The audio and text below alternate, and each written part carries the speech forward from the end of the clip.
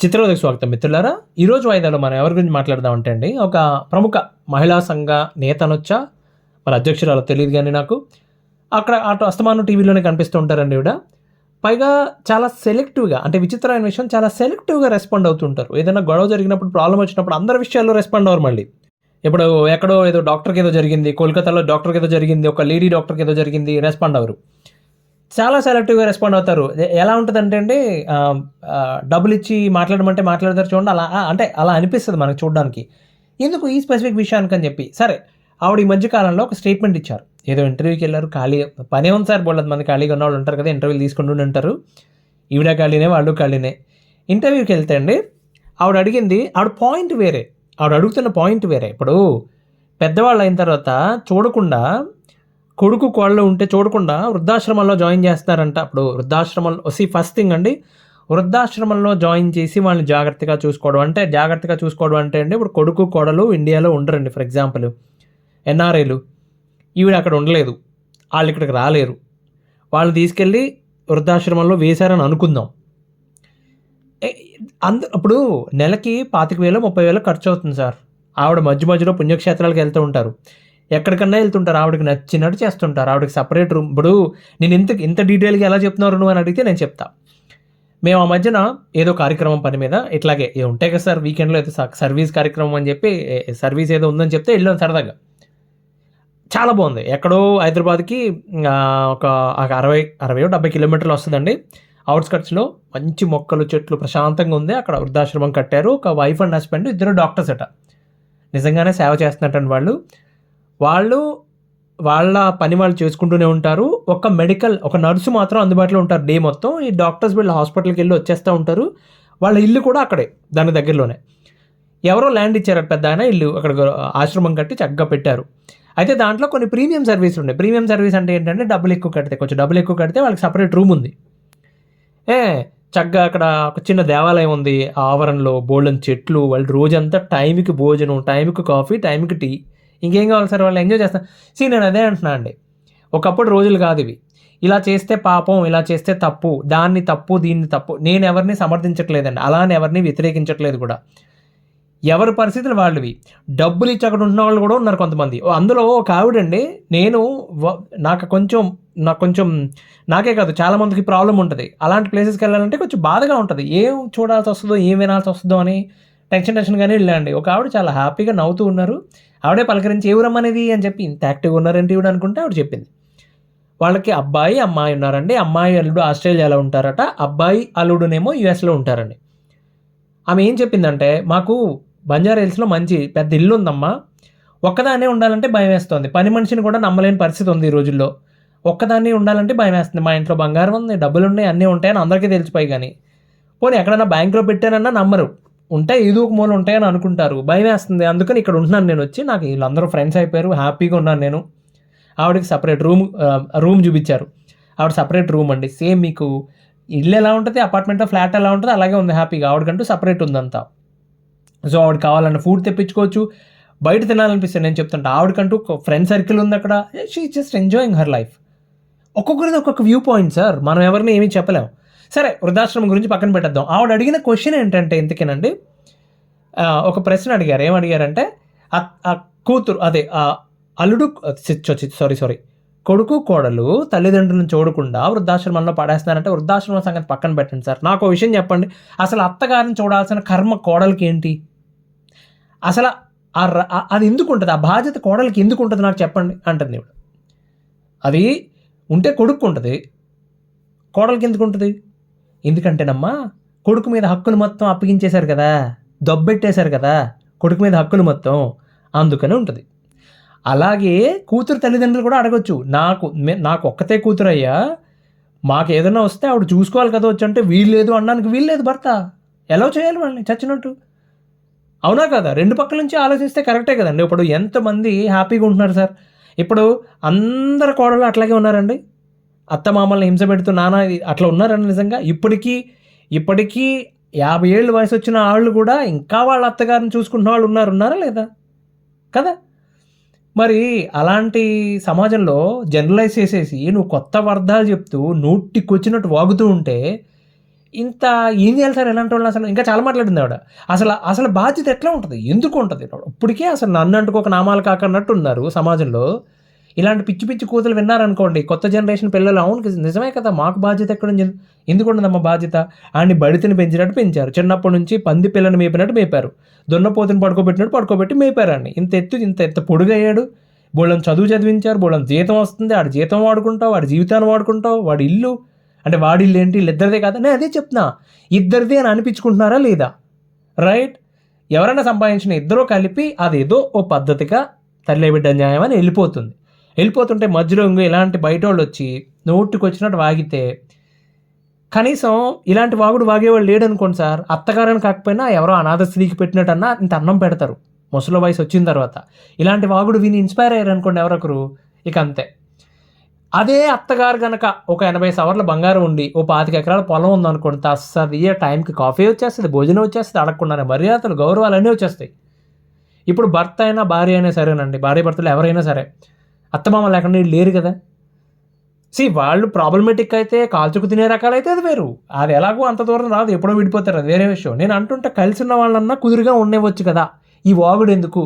ఇప్పుడు ఇవిడ ఎన్ని వాగుడు వాగుతుంది కదా, పొద్దున్న లేస్తే టీవీలో ఉంటుంది కదా. నేను చెప్తున్నా చూడండి, ఏదో పూర్వజన్మ కర్మానుసారం అంటారు కదా, అట్లాగా పాపం అయితే ఈవిడ్ని పెళ్లి చేసుకున్న ఆయన పరిస్థితి ఏంటి? ఈవిడ కడుపున పుట్టిన వాళ్ళు మరి పిల్లలు ఉన్నారు లేదు నాకు తెలియదు, కానీ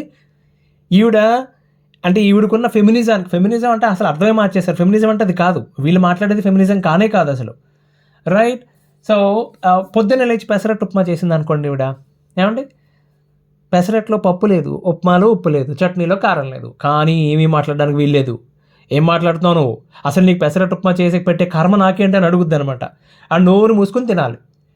అంత పాపం అంటే లైఫ్ అంతా అండర్ గ్రౌండ్లో బతకాలండి. పలానా వాడు మొగుడని చెప్పుకున్న వెంటనే అందరూ జాలీగా చూసే ఒక చూపు, పాపం అతను తట్టుకోలేడు. ఒక మనిషి ద్వేషాన్ని భరించవచ్చు కానీ అవతల పక్కడు జాలిని భరించలేరు నార్మల్గా ప్రజలు, అవునా కదా. ఆడు పాపం అతని పరిస్థితి ఏంటో ఆలోచించుకుంటుంటే చాలా భయంకరంగా ఉందండి. ఓకే, ఇదే వ్యక్తి ఓ విషయం చెప్తా. అంటే నాకు ఎందుకు కోపం వస్తుంది అంటే అండి, ఇప్పుడు ఇంత వాగుడు వాగింది కదా, ఇవేం చేసిందంటే ఒక కేసులో అండి, ఒక ఇంట్లో నన్ను ఇంట్లోంచి గెంటేశారని చెప్పి ఒక అమ్మాయి తరపు 10 మంది బంధువులు వచ్చి ఆ ఇల్లు తలుపు పగలగొడుతుంటే ఈవిడ సపోర్ట్ క్లాప్స్, ప్రసాద్ క్లాప్స్ అని చెప్పి దగ్గరుండి క్లాప్స్ కొట్టిస్తుంది, తలుపు బదులు కొట్టించారండి. లోపలికి వెళ్ళారు. ఆ లోపల ఎవరున్నారు? ఆవిడ భర్త లేడు. ఆవిడ భర్త ఎక్కడో వేరే ఊరిలో ఉన్నాడట, ఆఫీస్ పని మీద వాడు వేరే ఊరు వెళ్ళాడు. మరి ఈవిడ ఎందుకు బదులు కొట్టింది తెలుసా? లోపల ఎవరున్నారో తెలుసా? ఆ భర్త వాళ్ళ అమ్మమ్మ. ఆవిడ 82 ఏళ్ళు 83 ఏళ్ళు అండి, సీనియర్ సిటిజన్ కదా. సీనియర్ సిటిజన్ పక్కన పెట్టావా, ఆవిడ కూడా ఆడదే కదా. బిక్కుమంటూ లోపల ఎక్కడో కూర్చుంది. వీళ్ళు గొడవ చేస్తుంటే, ఏమండి ముసలి వాళ్ళకి భయం ఏదండి? ఆవిడ నిజమే వెళ్ళను అనుకోండి, పోనీ ఈ కంప్లైంట్ ఆవిడ మీద లేదు, భర్త మీదే కంప్లైంట్. తల్లిదండ్రులు లేరు అతనికి చనిపోయారు, తల్లిదండ్రులు లేరు. కానీ అమ్మమ్మని ఇంట్లో పెట్టుకుంటున్నాడు అతను. ఆవిడకి 2 ఎకరాల పొలం ఉంది. ఆవిడ పొలం కావాలి కానీ ఆవిడ ఇంట్లో ఉండకూడదు. ఇది ఈవిడ ఈ సోకాళ్ళ అమ్మాయి. ఒక అమ్మాయి వయసులో ఉన్న అన్న సెన్స్ బలం ఉంది ఆవిడ దగ్గర, శక్తి సామర్థ్యాలు ఉన్నాయి. వెనకాల 10 మందిని తీసుకొచ్చి ఒక్క ముసలి దాని మీద దాడి చేస్తూ ఉంటే ఈ మహిళా సంఘం అధ్యక్షురాలు వెళ్ళి క్లాప్స్ కొడుతుందా? మా సైడ్ అండి ఎక్స్పోర్ట్ క్వాలిటీతో కొబ్బరి బొండాలు ఉంటాయండి. అలాంటి కొబ్బరి బొండాలు గెళ్ళి మెళ్ళలో కట్టి కాల్లో బరేలు ఇలాంటి నాకు తెలుసు. అసలు నువ్వు ఎంత బలుపండి అసలు. సార్ వైజాగ్లో ఉంటారు సార్ మహిళా సంఘం, అంటే వైజాగ్లోనే కదా, హైదరాబాద్లో కూడా చాలామంది గొప్ప వాళ్ళు ఉన్నారండి. వాళ్ళు ఎవరి గురించి నేను మాట్లాడలా. వైజాగ్లో ఒక ఉదాహరణ చెప్తున్నా, మేము దగ్గర డైరెక్ట్గా చూసాం కాబట్టి తెలుసు మాకు. ఆవిడ సోషల్ యాక్టివిస్ట్ కమ్ జర్నలిస్ట్ అండి. ఈవిడలాగా ఎవరన్నా ఏదన్నా అమ్మాయి వెళ్ళి అంటాం, పాపం బాబో అని పడిపోదు, ఎవరి మీద పడితే వాళ్ళ మీద తర్కం అడుగుతుంది. నువ్వేమంటే అతను అందన్నాడమ్మా, నీకు సమస్య ఎందుకు వచ్చింది, తర్కం లాజిక్ ఏంటి, అసలు మోటివ్ ఏంటి, ఇవన్నీ అడుగుతుంది. బ్యాలెన్స్డ్గా మాట్లాడుతుంది. పోలీసులు కూడా ఎదురొచ్చింది. ఒక అతని మీద అన్యాయంగా దాడి చేస్తూ ఉంటే, అతను నా బిడ్డను ఇలా చేశాడని చెప్పి ఒక అతని మీద దాడి చేస్తూ ఉంటే, హీ ఈజ్ అన్ ఇంజనీర్, ఒక పెద్ద కంపెనీలో వైజాగ్లో ఇంజనీర్ ఆయన, అంటే సమ్ మెకానికల్ ఇంజనీర్ అనమాట. అతను చాలా మంచి వ్యక్తి అని ఆ కాంపౌండ్లో ఎవరినైనా చెప్తారు. అలాంటి ఆవిడ మీద కాలర్ పట్టుకుని ఇష్టం వచ్చినట్టు బిహేవ్ చేస్తుంటే సోషల్ యాక్టివిస్ట్ అని చెప్పి ఆవిడ తీసుకొచ్చారు వీళ్ళు. అది చేసిన తప్ప అదొకటే. ఆవిడ వచ్చి నువ్వు అతని కాలర్ పట్టుకుని కొడుతుంటే నేను తప్పు చేయలేదు అంటున్నాడు తప్పితే తిరిగి కొట్టట్లేదు, ఇక్కడ మూర్ఖుడు నువ్వులా కనబడుతున్నావు, నాకు అతనిలా కనబడట్లేదు అని చెప్పి అడిగింది ఆవిడ, భార్యని అడిగింది ఆవిడ. సో నేను అది చెప్తాను, మహిళా సంఘం అధ్యక్షులు అంటే ఏం జరిగిందమ్మా అని అడగాలండి. ఇప్పుడు సో ఏం జరిగిందంటే అండి, మా ఊళ్ళో ఒక పెద్ద ఫ్యామిలీ అండి. చాలా మర్యాదస్తులు. వాళ్ళ పనేదో వాళ్ళు తప్పితే ఎవరి జోలికి వెళ్ళరు. చాలా మర్యాదస్తులు వాళ్ళు. అలాంటి కుటుంబంలోనండి భార్యాభర్తలిద్దరూ సరే వాళ్ళకి మధ్యలో ఏదో అయింది. మొత్తానికి పడట్లేదో కారణం ఏదో తెలీదు గానీ, ఆవిడ పోలీస్ స్టేషన్‌కి వెళ్ళకుండా మహిళా సంఘం దగ్గరికెళ్ళిందండి ఆవిడ. ఏవండీ? ఆ భార్య అనే ఆవిడ మహిళా సంఘం దగ్గరికెళ్ళింది. ఆవిడకి ఊళ్ళో స్నేహితులుంటారు కదండీ! కొంతమంది స్నేహితులుంటారు కదా! వాళ్ళ పేర్లు చెప్పింది. "ఏమ్మా! మేము మీ ఊరొస్తాం. మేము పంచాయతీ చేస్తాం. ఓకే. నీ భర్తను కూర్చోబెట్టి పంచాయతీ చేస్తాం. కానీ నీకు సపోర్ట్‌గా మీ ఊర్లో కొంతమంది ఆడవాళ్ళు పోగైతే బావుంటది" అని చెప్పారట. చెప్తే ఆవిడేంటంటే ఊళ్ళో కొంతమంది తనకు కొంచెం క్లోజ్‌గా ఉన్నవాళ్ళు ఎవరైతే ఉంటారో, అంటే తనకు పరిచయం ఉన్నవాళ్ళు, కొంచెం క్లోజ్‌గా మాట్లాడేవాళ్ళు, అన్నింటికి శుభకార్యాలకొచ్చేవాళ్ళు పేర్లు చెప్పి వాళ్ళ ఫోన్ నంబర్‌లు ఇచ్చింది. ఫోన్ చేసి మాట్లాడండని. అందులో మా అమ్మగారు కూడా ఉన్నారు. ఈవిడ ఒక ఒక 4 కుటుంబాల పేర్లు చెప్తే నలుగురికి ఫోన్ చేశారండి మహిళా సంఘ నేతలు. నలుగురు చెప్పిన సమాధానం విన్నాక ఆళ్ళకి అర్థమైంది ఇదేదో తేడాగా ఉందని చెప్పి. ఎందుకనంటే ఏం చెప్పారంటే అండి ఈళ్ళు, మా అమ్మగారికి ఫోన్ చేస్తే ఈవిడికి అసలే కోపం. ఎందుకంటే అప్పటికి మేము పడుతూ ఉన్నాం. అసలే తిక్క కుదిరిపోతుంది మాకు. ఆ టైంలో ఆవిడ ఫోన్ చేసి ఊరొచ్చి పంచాయతీ చేస్తాం. ఎవరి మీద చేస్తాం అమ్మ పంచాయతీ? అంటే ఆవిడ మీరు తెలుసని మీ నెంబర్ ఇచ్చారండి. నేను తెలిసి మా నెంబర్ ఇవ్వటం కాదండి. వాళ్ళు చాలా పెద్ద ఫ్యామిలీ, మర్యాదస్తులు. ఎవరికన్నా ఏదైనా ఆపదొస్తే ఆదుకోవడానికి ముందుకొస్తారు వాళ్ళు. బోలెడంత ఆస్తిపరులు, బోలెడంత గౌరవంతో బ్రతుకుతున్నారు. పైగా పెళ్ళిడికొచ్చిన పిల్లలున్నారు సార్ ఆళ్ళింట్లో. మీరు ఊళ్ళోకొచ్చి పంచాయతీ చేస్తే తలెత్తుకోలే వద్దాళ్ళు. నా మాట విని మీరు రాకపోవడం మంచిది. ఎందుకంటే మీరు ఒకవేళ మా ఊ మా మా మాట కాదని మా ఊరొస్తే మీకు జరగరాని అవమానం జరుగుతుంది. నో డౌట్ అందులో. ఊరికనైతే వదిలిపెట్టరు. ఎందుకంటే మా ఊరొచ్చి మా ఊర్లో పెద్ద పెద్ద కుటుంబాలు ఎవరో ఉంటే వాళ్ళని అవమానిస్తా ఉంటే చూసి ఊరుకోం మేమని చెప్పారు. అందరూ ఏకగ్రీవంగా చెప్పారండి. బుద్ధొచ్చి లైన్‌లోకొచ్చారు. తర్వాత వచ్చి కాపురం చేసుకున్నారు అది వేరే విషయం. కానీ చెప్తున్నా ఇదేం ఆనందం అండి. ఏవండీ మహిళా సంఘాలు ఎవరైనా ఫోన్‌లు చేయాలంటే, ఎవరికైనా మాట్లాడాలంటే ఇప్పుడు బోలెడంత మంది ఉన్నారు సార్. సహాయం చేస్తారు. ఏవండీ మగాళ్ళైతే మీకు తెలుసా? మగవాళ్ళు కూడా ఫోన్ చేసి కంప్లెయింట్ చేస్తారు. ఏవండీ ఈ ప్రాబ్లమ్ నేను ఎదుర్కోలేకపోతున్నాను. మా అమ్మని ఇంట్లో ఉండడానికి వీల్లేదంటాను సార్ అని చెప్పి మహిళా సంఘం నేతలకు ఫోన్ చేస్తే, పిలిచి కూర్చోబెట్టి ఆ అమ్మాయికి కౌన్సెలింగ్ ఇచ్చి సర్ది చెప్పి పంపించినోళ్ళున్నారు. మంచి మంచి మంచి మంచి తల్లులున్నారు. అలాంటి మహిళా సంఘాలున్నాయి. హైదరాబాద్‌లోనే బోలెడంత మందున్నారండి. అంత దాకా ఎందుకు సార్ టీవీ స్టూడియోలో వస్తారు. మీరు చూడండి. టీవీలో కూర్చొని మాట్లాడినప్పుడు మీరు చూడండి ఎంత చక్కగా మాట్లాడతారో కొంతమంది. సోషల్ యాక్టివిస్టులు అని చెప్పుకునే ఆడవాళ్ళు ఉంటారు కదా! ఎంత అందంగా మాట్లాడతారు. పేర్లు అనవసరం బట్ చాలా చక్కగా మాట్లాడతారు వాళ్ళు. స్కేల్ దాటరు. ఐ మీన్ ఆ బోర్డర్ దాటరండి. చాలా చక్కగా మాట్లాడతారు. ఉదాహరణ చెప్తా మీకు. ఇలాగే టీవీ స్టూడియోలో ఒక ఆహ్, ఆహ్, డిబేట్ జరుగుతుందండి. ఓకేనా? డిబేట్ జరుగుతుంటే సీవీఎల్ నరసింహారావు అని చెప్పి సినిమాల్లో ఎక్కువ అడ్వకేట్ పాత్రలు రియల్ లైఫ్‌లో కూడా అడ్వకేట్ ఆయన. అడ్వకేట్ పాత్రలు వేస్తూ ఉంటారు. ఆయన మాట్లాడుతున్నారు. ఆయన వయసులో కూడా పెద్దాయన కదా! మాట్లాడుతున్నారు. ఆయన ఏం తప్పు మాట్లాడలా. చట్ట ప్రకారమే మాట్లాడుతున్నారు. ఆయన అన్న మాట ఏంటంటే, "సార్ 498 దాన్నేంటంటారు 498 భార్య చేతిలో ఆయుధం సార్" అన్నాడు. ఓ మహిళా నేత. ఇప్పుడు నేను చెప్తున్నా కదా! ఈవిడ దిక్కుమాలినావిడే. ఆయుధం సార్ అంటే ఆయన అన్నాడు, "ఆయుధం ఎందుకమ్మా? ఎందుకు ఆయుధం? ఆయుధాలు ఎందుకు? యుద్ధం చేయడానికి కావాలి. కాపురం చేయడానికి ఆయుధాలు ఎందుకమ్మా?" అన్నాడాయన. లాజిక్ కదండీ అడిగింది. "ఆయుధం ఎందుకు? పోరాటం చేస్తావా? మొగుడితో కాపురం కదా చేయాలి. పోరాటం ఎందుకు?" అని అడిగాడాయన. తప్పు చేసినోడితో చెయ్యి. కానీ మొగుడితో కాపురం చేయడానికి, పోరాటం చేయడానికి తేడా ఉంది కదా! ఆ పాయింట్ అడిగితే ఆమె ఏకవచనంతో నువ్వు ఉండవా? అరే, గిరే, తురే దాకా వెళ్ళిపోయింది. వెళ్ళిపోతే ఆయన మాట అన్నాడు. సార్ భారతదేశంలో సిస్టమ్ ఎలా ఉందంటే అండి, నా వయసుకి కూడా మర్యాద లేదు. నేను ఇక్కడ కూర్చున్నా. స్టూడియోలో అందరం కూర్చున్నాం. ఆవిడ నన్ను అరే, తురే అంటుంది. తిరిగి నేను కూడా అనొచ్చు. కానీ అంటే పెద్ద ప్రాబ్లమ్ అయిపోద్దది. ఆవిడ అంటుంటే ఆవిడ పట్టించుకొని కూడా కామన్‌లో ఏదన్నట్టు ఊరుకున్నారు. మన సిస్టమ్ అలా తగలడిందని చెప్పి మాట్లాడాడు ఆయన. ఒక బందర్ లడ్డు తీసుకుని ఇంటికి తీసుకొచ్చి ఒక కవర్‌లో చుట్టి 23 రోజుల తర్వాత ఓపెన్ చేస్తే అది ఎలా ఉంటుందండి? బాగా డ్రై అయిపోయి, ఎండిపోయి, అక్కడక్కడ బూజు పట్టి, మధ్యలో నెర్రలు కట్టేసి ఉంటది. ఆవిడ మొహం అలాగే ఉంటది సేమ్. మీరు చూసే ఉంటారు. భయంకరంగా ఉంటది. అంటే బాడీ షేమింగ్ చేస్తున్నాం అంటే బాడీ షేమింగ్ నేను చేయట్లేదండి. ఆవిడ బుద్ధి గురించి చెప్తున్నాను నేను. ఇప్పుడు అబ్దుల్ కలాం గారు అందగాడా అండి? నా దృష్టిలో చాలా అందగాడు. ఎందుకొచ్చింది ఆ అందం ఆయనకి? ఆయన చేసిన త్యాగం వల్ల, ఆయన సంపాదించిన జ్ఞానం వల్ల.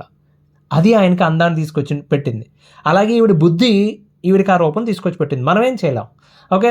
ఏదో కర్మ సిద్ధాంతం ఉంటుంది సార్. ఏదో ఒక రోజు ఖచ్చితంగా కుమిలి ఏడవాలి. ఈవిడ చేసిన తప్పులన్నిటికి, చేసిన విమర్శలకి, ఇగో చేయకుండా వాళ్ళకి సపోర్ట్ చేసినందుకు గానీ ఏదో ఒక రోజు నాడు ఖచ్చితంగా ఏడుస్తుందండి. వాళ్ళ పిల్లలే బుద్ధి చెప్తారు సార్ ఏదో ఒక రోజు నాడు. ఓ 10 ఏళ్ళు పోయిన తర్వాత ఎలాగో ఇంట్లో ఉండి ఏడవాలి. బయటికెళ్ళడం కుదరదు. నోరెత్తితే చావరుకో ఎదవ గోలని చెప్పి సిక్కుంటారు. అప్పుడు గానీ బుద్ధి రాదు. ఇలాంటి మూర్ఖులకి మంచి బుద్ధి ఇవ్వాలని ఆ యొక్క దేవదేవుడిని ప్రార్థిస్తూ సెలవండి.